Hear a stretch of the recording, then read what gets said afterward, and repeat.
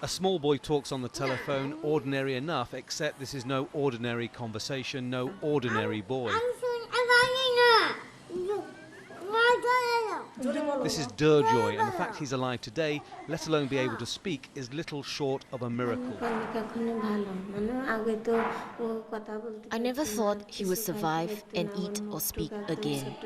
I never had any hope. That was understandable given his horrific injuries inflicted nearly 3 years ago when an aunt poured sulfuric acid down his throat in a dispute over inheritance. His nose, chin, tongue and most of his mouth were burnt away, causing severe breathing difficulties, and he almost died.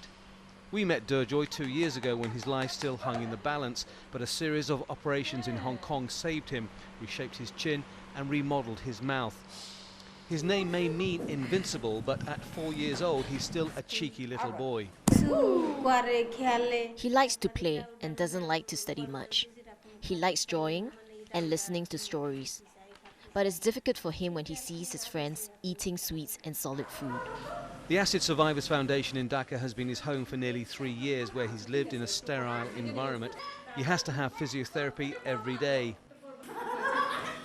He can laugh, but he can't yet smile because of his facial scarring. His vocal cords are fine, but a graft to make a tongue has failed. There are several more phases of treatment before he can leave the clinic. I'm giving my life to him. If I sacrifice now, we'll have a better life in future. We'll have our family back together again. Until then, I am waiting. The parents, they are so strong. They are so committed. They are so dedicated for this son. You know, it's really an example for other people. And I think with their support, it was possible for Durjoy to come in this stage. They are Hindus from a family once close but now split by the horrific acid attack. Durjoy's father is pressing charges against his brother and sister-in-law, who he says are responsible, but it took 2 years to summon the courage. My relationship with my family is completely shattered.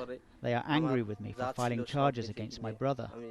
I'm forced to be apart from my own family because I have to stay here to earn a living, while Durjoy stays in Dhaka.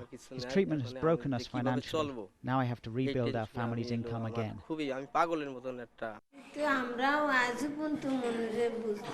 I can never forget what his uncle and auntie did to him. There are so many people who love Durjoy, yet there's someone who would inflict such hurt on him.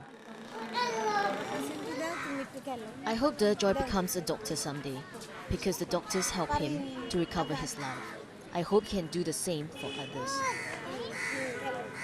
A trip to the park was unthinkable just a short time ago. The future is getting brighter and more positive, something to laugh about, and perhaps even one day with surgery, something he can smile about. Tony Birtley, Al Jazeera, Dhaka.